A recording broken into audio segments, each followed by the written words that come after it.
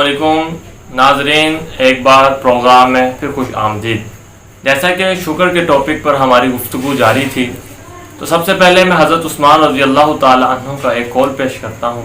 आप रज़ी अल्लाह ताला अन्हु ने फरमाया, अल्लाह की मर्ज़ी पर खुश रहना दुनिया में जन्नत हासिल करना है, यानी शुक्र करने वाला दुनिया में ही जन्नत हासिल कर लेता है।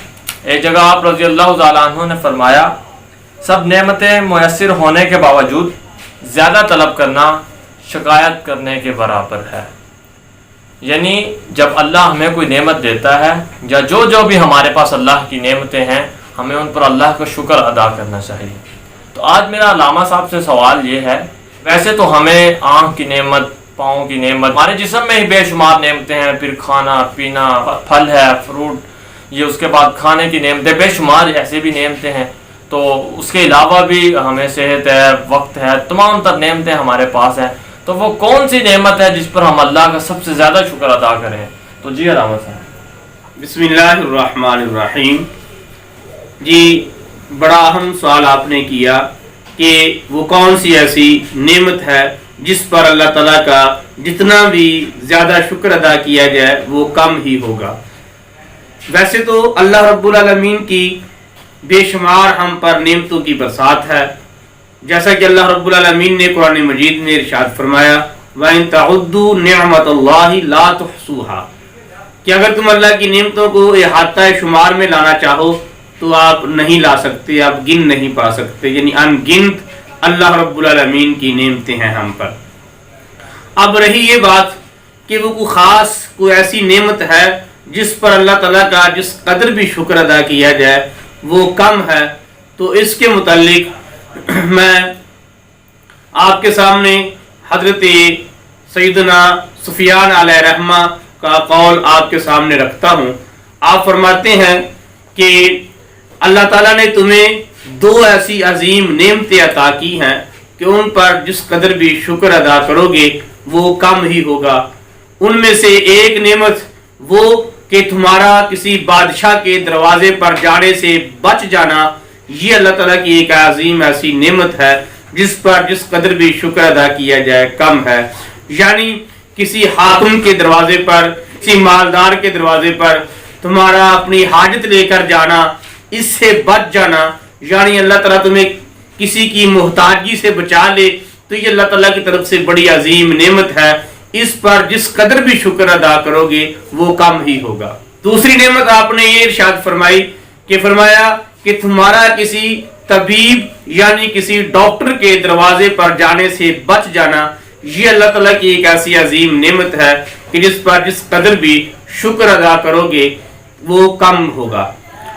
यानी इससे आप सेहत मुराद लें, यानी सेहत है कि सेहत अल्लाह रब्बुल आलमीन की एक ऐसी अजीम नेमत है कि जिस पर जिस कदर भी शुक्र अदा किया जाए वो कम ही होगा। तो इसी बात पर को आका सल्लल्लाहु अलैहि वसल्लम के फरमान की रोशनी में भी देख लें कि आप सल्लल्लाहु अलैहि वसल्लम के फरमान का भी मफहूम है कि आप सल्लल्लाहु अलैहि वसल्लम ने शाह फरमाया कि अल्लाह ताला की दो ऐसी अजीम नेमतें हैं जिन्हें लोग गवा कर नुकसान उठाते हैं, यानी जाया करके नुकसान उठाते हैं। उनमें से आपने फरमाया एक सेहत है, दूसरा आपने फरमाया फरागत है। यानी सेहत एक ऐसी अजीम नेमत है कि बंदा उस नेमत को जाया करके फिर नुकसान उठाता है, ये आप सल्लल्लाहु अलैहि वसल्लम ने इरशाद फरमाया।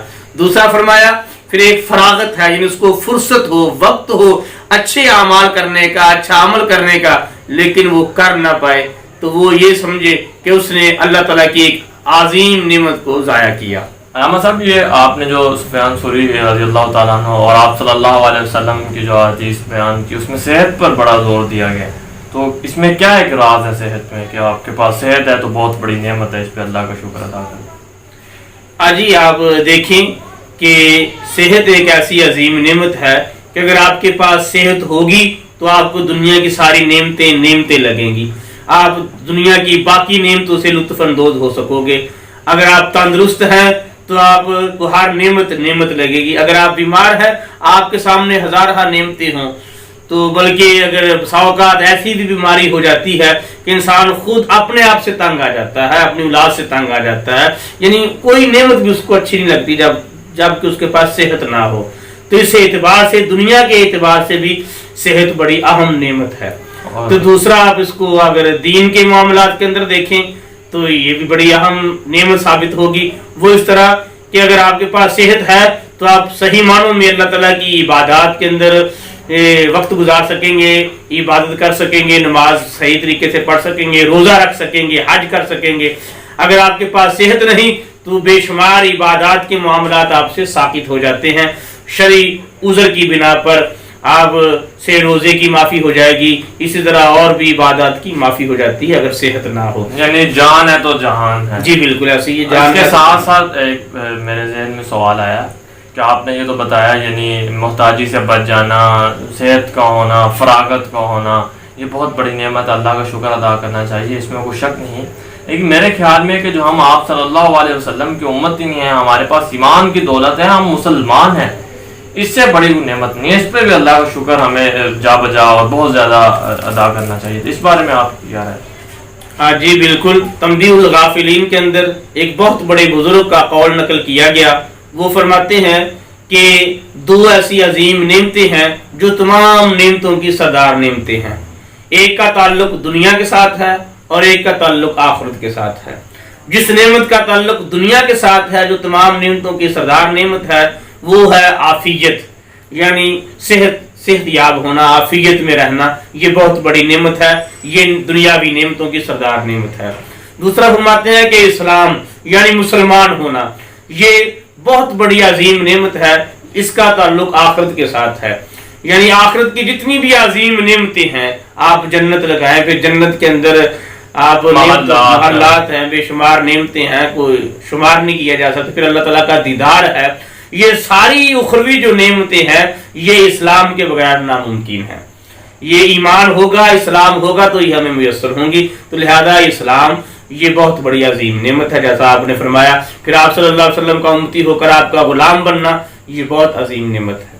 سبحان اللہ. تو ہمیں ہر وقت اللہ کا شکر ادا کرنا چاہیے اور شکر کی حالت میں ہونا چاہیے. اور اگر کسی وقت ذہن میں کوئی شکوہ آئے یا کوئی ناشکری کا خیال آئے تو حضرت شیخ سعدی کا وہ واقعہ ذہن میں آنا چاہیے کہ جب ان کے پاس جوتے نہیں تھے تو انہوں نے اللہ سے شکوہ کیا, تو جب باہر نکلے تو دیکھا کہ ایک آدمی کے پاؤں ہی نہیں ہیں, اس کی ٹانگیں ہی نہیں ہیں. تو پھر گئے اور سجدہ ریز ہوئے اور اللہ کی بارگاہ میں شکر ادا کیا کہ اللہ پاک تو نے مجھے پاؤں تو دیے ہیں, جوتا تو پھر دے دے گا. تو ہمارے پاس یعنی ایک بندے میں اگر 1000 یا 100 خامیاں تو ایک خوبی ہوتی ہے. ہمارے پاس اگر کچھ نہیں ہے تو وہ دیکھیں جو ہمارے پاس ہے, جب آپ اس کی طرف دیکھیں گے تو آپ کا ضرور شکر کرنے کو دل کرے گا. تو علامہ صاحب شکر کی اہمیت پر کوئی ہمیں بات بتائیں تاکہ ہم ہر وقت اللہ کا شکر ادا کریں. جی شکر کی اہمیت بہت زیادہ بیان کی گئی قرآن مجید میں بھی, احادیث طیبہ میں بھی. جیسا کہ آپ اسی آیت کو لے لیں کہ فَاذْكُرُونِي أَذْكُرْكُمْ وَاشْكُرُوا لِي وَلَا تَكْفُرُونَ, کہ اللہ تعالیٰ نے جہاں اپنا ذکر کرنے کا حکم دیا وہیں اپنے شکر ادا کرنے کا حکم دیا کہ میرا شکر ادا کرو, اور ساتھ یہ بھی فرما دیا کہ ناشکری نہ کرو, کفر نہ کرو. اس سے بھی شکر کی اہمیت واضح ہوتی ہے. تو اس بات کو میں مزید حضرت سیدنا قتادہ رضی اللہ تعالیٰ عنہ صحابی رسول ہے, آپ آقا صلی اللہ علیہ وآلہ وصحابہ وبارک وسلم سے روایت بیان کرتے ہیں کہ آپ صلی اللہ علیہ وسلم نے ارشاد فرمایا, جس کو 4 چیزیں حاصل ہو گئیں اس نے دنیا اور آخرت کی بھلائیاں حاصل کر لیں. وہ 4 چیزیں یہ ہیں کہ وہ زبان جو ذکر کرے, ایک چیز. دوسرا فرمایا وہ دل جو شکر کرے. تیسرا فرمایا وہ بدن جو صبر کرے. چوتھی فرمایا کہ مومنہ صالح بیوی کا مل جانا. یہ بھی عظیم نعمتیں ہیں. جس کے پاس یہ 4 نعمتیں آ گئیں اس سمجھ لے کہ اس کے پاس دنیا اور آخرت کی بھلائیاں آ گئیں.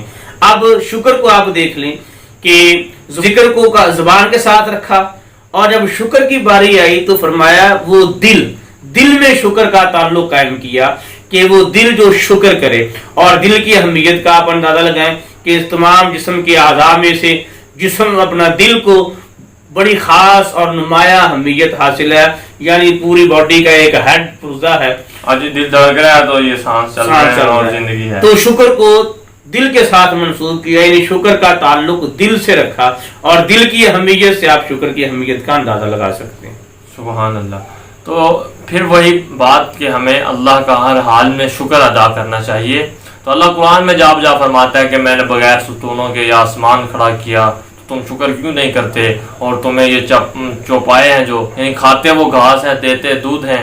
تو آپ یہ بھی بڑی دلچسپ بات ہے کہ آپ دیکھیں کہاں اس نے گھاس کھائی، بھینس نے دودھ دیا، کہاں دودھ دھونے والے نے دودھ دھویا، مارکیٹ میں آیا، کیسے وہ دودھ آپ کے گھر میں پہنچا، اور پھر وہ چائے بنی اور آپ تک پہنچی. تو پھر میرے خیال سے چائے کے ہر گھونٹ پہ اللہ کا شکر ادا کرنا چاہیے. آپ جو کھانا کھاتے ہیں، سارا دن ہم اللہ کی نعمتوں سے لطف اندوز ہوتے ہیں، اس سے فائدہ اٹھاتے ہیں. جو ہمارے پاس آکسیجن ہے، ہوا ہے اور فری ہے، پانی کی اتنی بڑی نعمت ہے، بے شمار نعمتیں ہیں. یہاں ہمارے پاس وقت کی قلت ہوتی ہے کیونکہ زیادہ لمبا کلپ نہیں ہم بناتے، تو اس لیے آپ ہر وقت اللہ کا شکر ادا کیا کریں. اللہ پاک ہم سب کو شکر کی توفیق دے. چینل کے ساتھ وابستہ رہیں، سبسکرائب کرتے کرواتے رہا کریں.